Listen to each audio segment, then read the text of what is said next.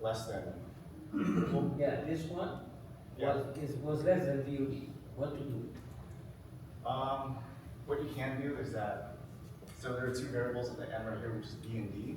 So if you increase these two variables, basically the dimensions of it, you can increase it to the point where it can be greater than the critical shear. But what is V, by the way? What is this V? B is the, Of the slab? in our case, it's 12 inches because it's So the, 12 inches, you cannot increase this 12 inches. It's 1 foot. so it would be the D, which is the depth. Is there anything else that we can do? Um,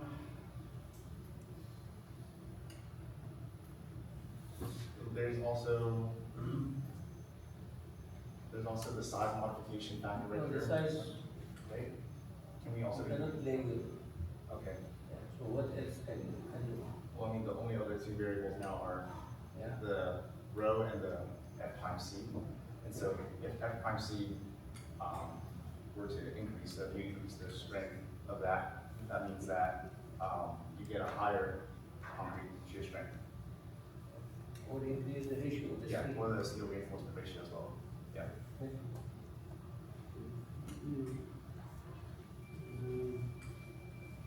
Let's see. The spacing of ties. Or did that work? Is this for the slabs? No, for the beam. Who did the spacing?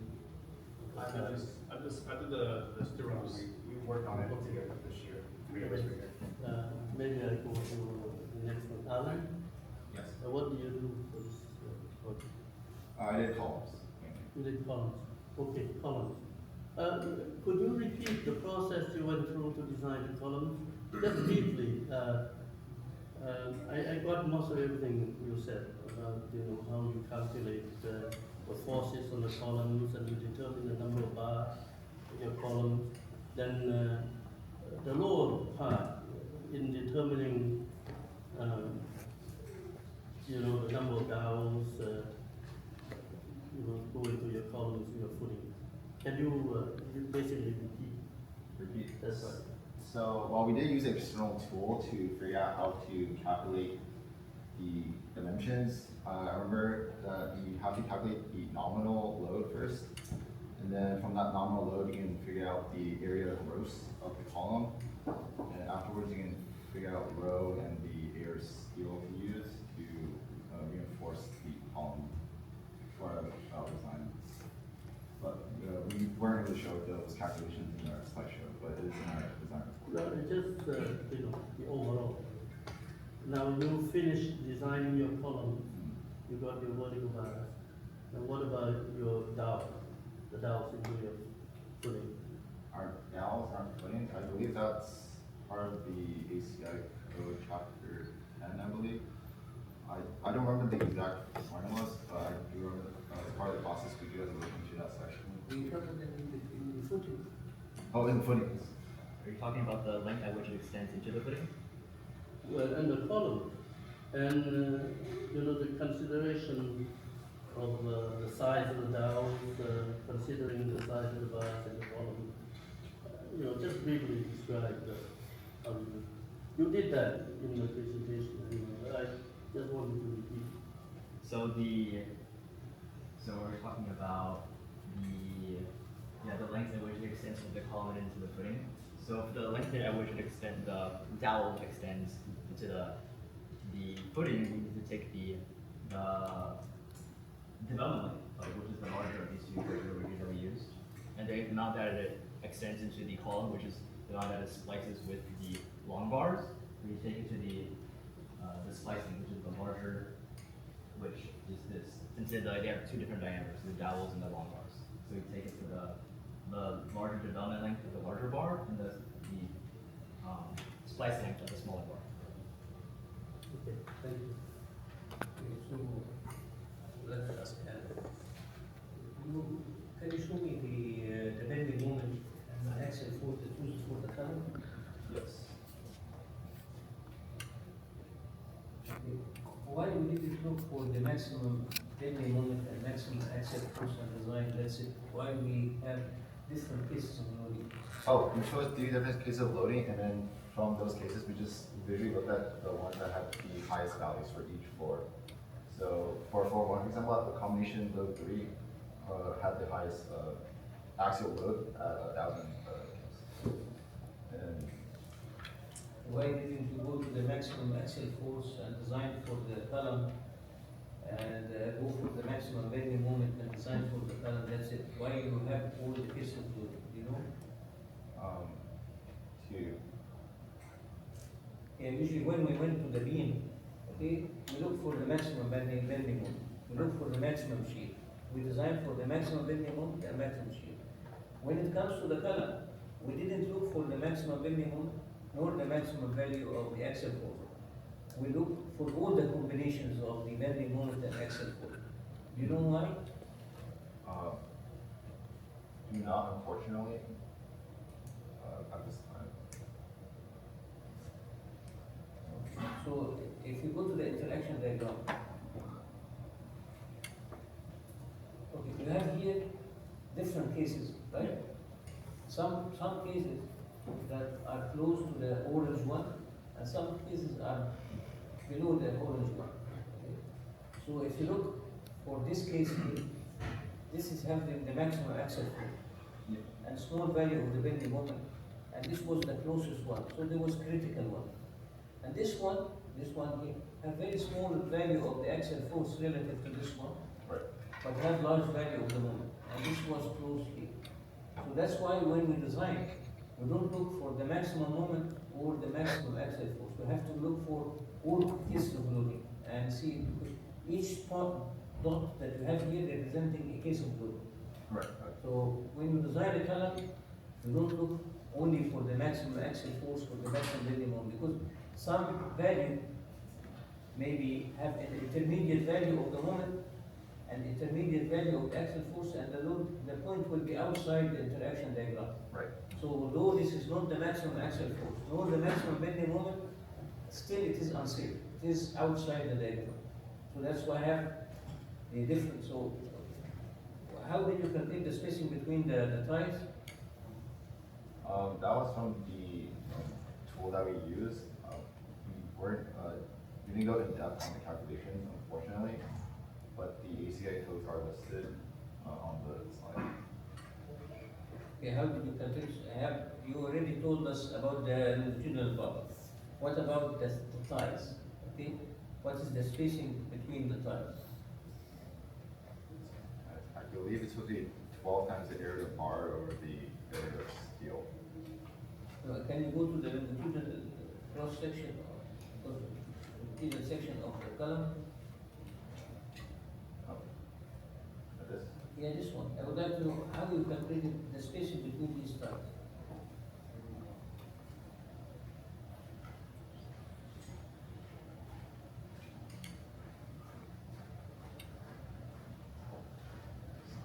I think if I take a brief look into the code. You can look into your work to look if you want.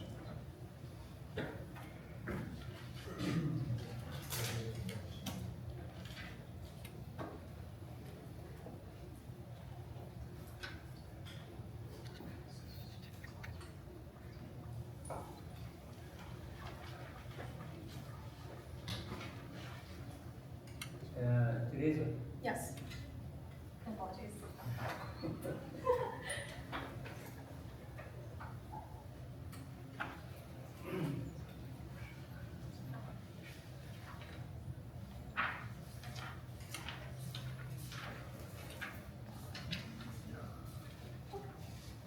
Eric.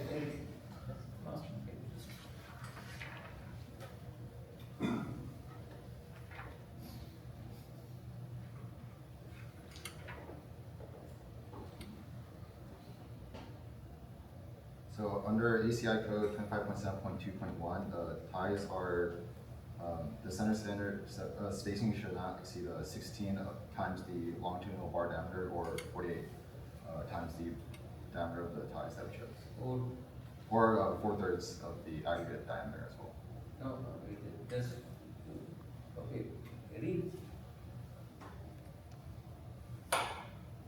The spacing is good, it's 16 the diameter of the longitudinal bar, or 48 the diameter of the ties, Yep. or there is a third condition.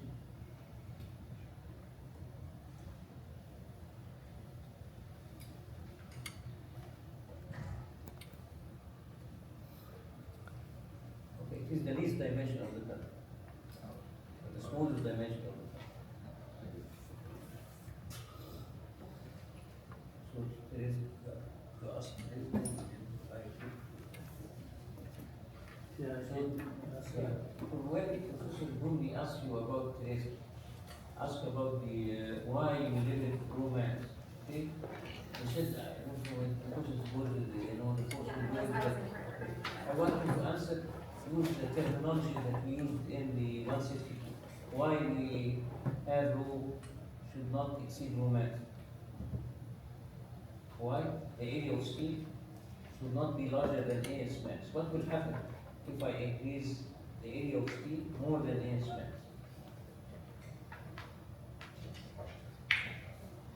I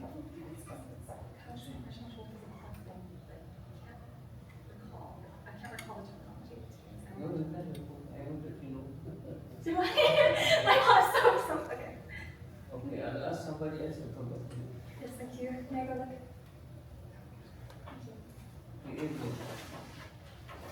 In which part? Shear. Of the sheet?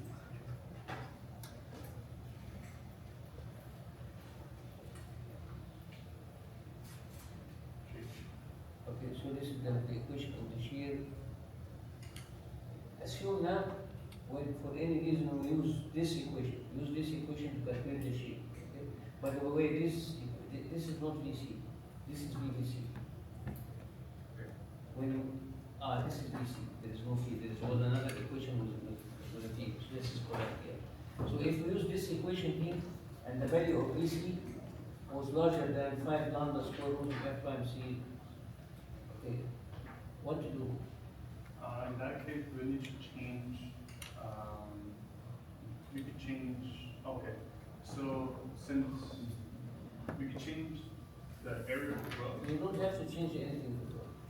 Okay, you calculate the VC, and VC from this equation, this is the capacity of the section. It was very large, it was very large. When you compare it with these two values here, you give me this equation, this, inequality. The VC should be between 0 and 5 lambda square root of f prime c. So if it is larger than this value, what to do? So what will be the capacity of the section? What will be the strength of the concrete? If it's larger than 5 lambda. Yeah, what to do? Then we would design for the highest one, which is VC. Excuse me? If it's higher than the 5 lambda, we can't change it, right? We can't change it, okay. So in that case, we just have to solve using that VC area. Which one? The concrete shear strength. Yeah, but okay, the concrete shear strength cannot exceed this value. So how come you are going to exceed this value? According to the code, it said this strength cannot exceed this value. Now when you calculate it, it goes larger than this value. What to do? A very easy question. I don't think we could do that because this is the max. Yeah, this is the max. What to do? We can't, I don't think we could design if it's above the max. No. Yeah, okay. If this value is above the max, we take it equal to the max. We take it. So you don't take whatever you are going to get from this equation. You are going to get it from this equation. But if this equation are going to produce value which is larger than 5 lambda square root of f prime c, if you look here, we have 2 lambda square root of f prime c. So definitely this 2 is less than 5. The only term here when I have a very large compression and use this term, maybe that will increase the value from 5 lambda square root. So if it is larger, than the maximum, then you take the equal to the maximum. Okay?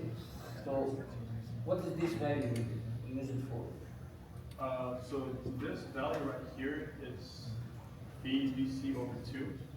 Yeah, which is, And if VU is greater than it, then we need shear reinforcement. if view is greater than this, then you need shear reinforcement. Otherwise, Otherwise, we don't need it. you don't need, okay, thank you. Yes, come back to you, Teresa.